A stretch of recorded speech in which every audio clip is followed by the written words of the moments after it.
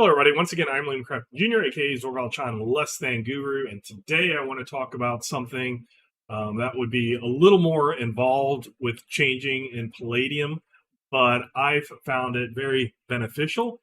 And this one is going to lead to a few other episodes where I talk about SDC. But today I want to talk about introducing the concept of shock points. Which would be the equivalent of personal SDC from other Palladium games, not Palladium First Edition. Palladium First Edition only had hit points for people, and for objects and armor and things like that, that's where the SDC, structural damage capacity, was brought in. So in Palladium, they have experience and hit points. So your hit points are based off of your physical endurance. Your physical endurance roll, your attribute, that determines your base hit points. And then every time you gain a level, you roll a d6 and you add to the hit points.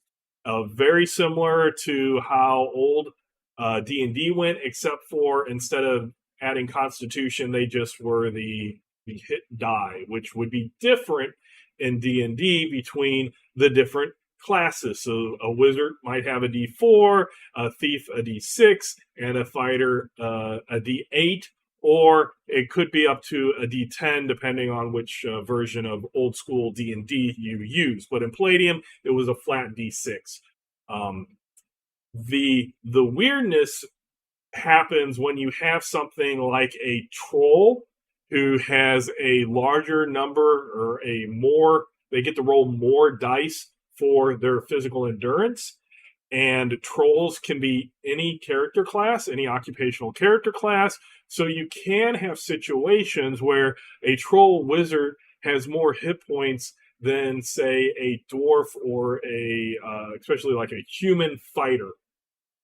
You might not consider that a big problem, but when I started looking at things and kind of considering how they were, I came across a solution to all of those little nitpicks that I had. One of those things being a skill that assassins get. Assassins get a skill called Death Blow. And basically, if you roll a 20, you kill your opponent, flat out kill it, which as a player character assassin is great. You basically one-shot a threat, an opponent. But when that happens to you, it can suck really bad. Also, there is a really strange thing in Palladium where there's equivalent spells and abilities that are vastly different in level and don't have much difference or even worse difference at high level. So an example is a Fireball or Call Lightning. They are both third level spells. Different warlocks, which are elementalists in Palladium, and the wizards have their own little variation, but basically they're all a d6 per level in damage. And for a fireball, you might be able to parry with a shield. You couldn't parry with a weapon, and you can dodge. And Call Lightning, you can only dodge. You can't parry.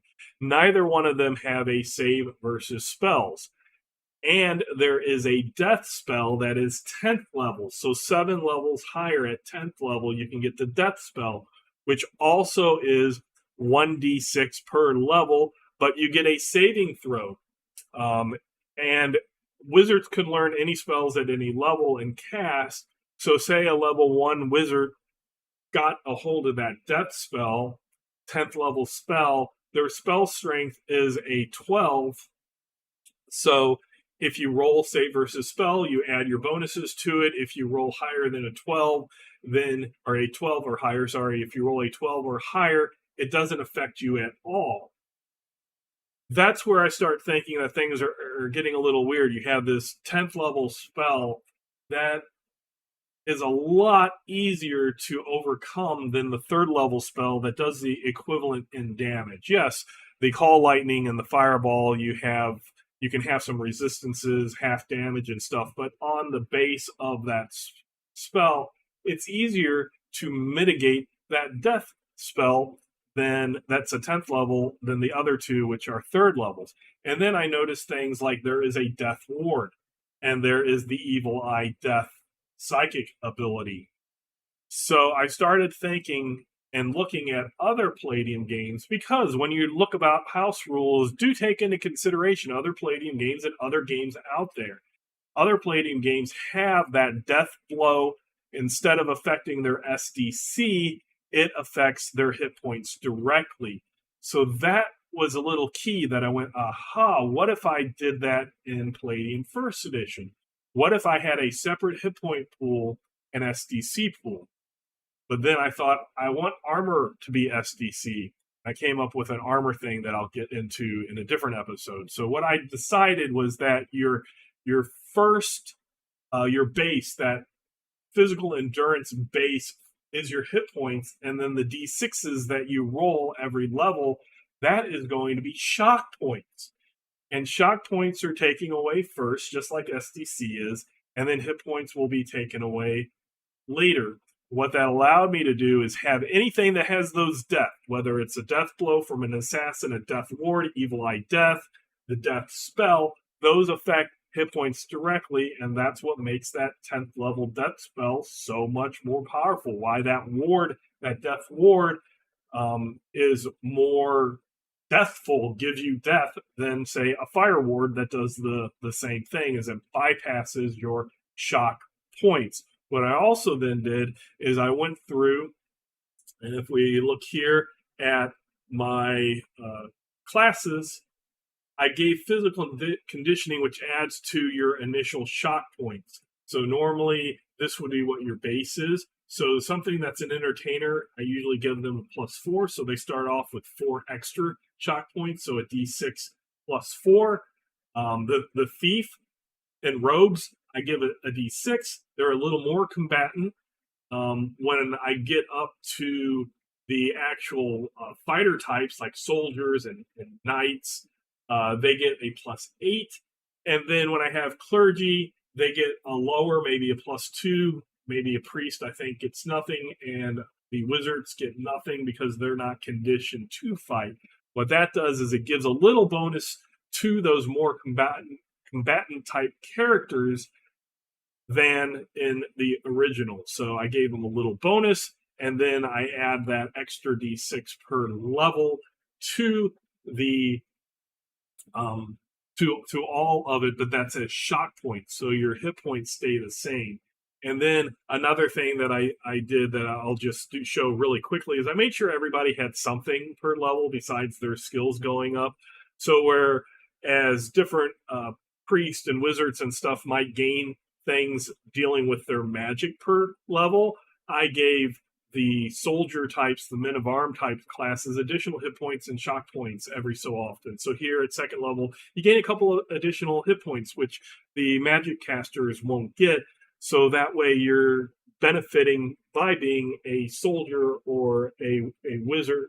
There's different benefits. One's going to get some magical spells or magical effects as they level up, and your combatants are going to get some more durability as they level up.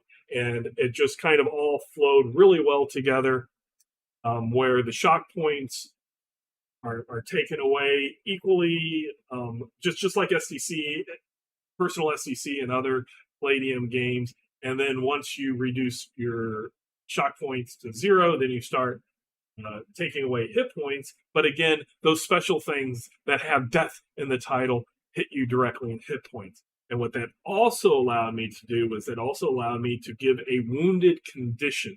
And that's something that has bothered me in D&D and Palladium, is that there's no difference between if you are full hit points and full shock points, or you've lost all your shock points or SDC in your other Palladium games and only have 1 hit point. There's no difference between full and hanging on the balance as 1 until you drop unconscious or die by going negative over your negative PE. So what I did is I added a wounded category, is that when your hit points start taking damage, you are considered wounded.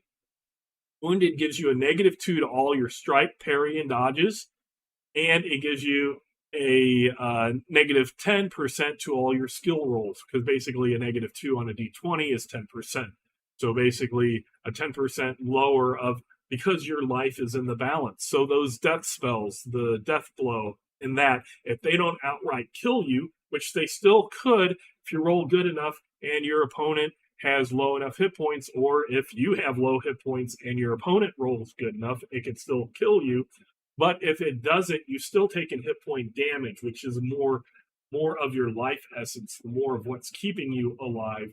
So if your shock points have been bypassed, or in Palladium, other games, if your SDC, personal SDC, has been bypassed, then that shows that you're in danger. You have a negative 2 to your strike, parry, and dodges, or roll with punches or explosions, etc. In the other games, makes it harder because you're hurt. It also gives you a negative 10 or a 10% penalty to your skill rolls because you're hurt. The shock points, the SDC, that's more of the shrug off damage, the bruising, the fatigue, and that type of thing. So that's basically why I separated hit points into shock points. And in a future episode, I will talk about SDC and why I didn't just have it personal SDC like in other Palladium games. But you could still use it for personal SDC. Just have it as, when you start taking hit point damage, consider your character wounded, and then they have a negative 2 strike, parry, dodge rolls, all of those d20 rolls, and then on their percentile rolls, they have a 10% penalty. So having said that, hopefully that gives you some a little thing that you might add to make hit point damage hurt. Also gives you something to make your hand-to-hand, your martial characters, a little more better martially than, say, a troll wizard who is doing things as a wizard. So hopefully that will all be able to help you out in your own Palladium game. And once again, I'm Liam Crabtree Jr., aka Zorvalchan, Less Than Guru, and until next time, I will catch you later.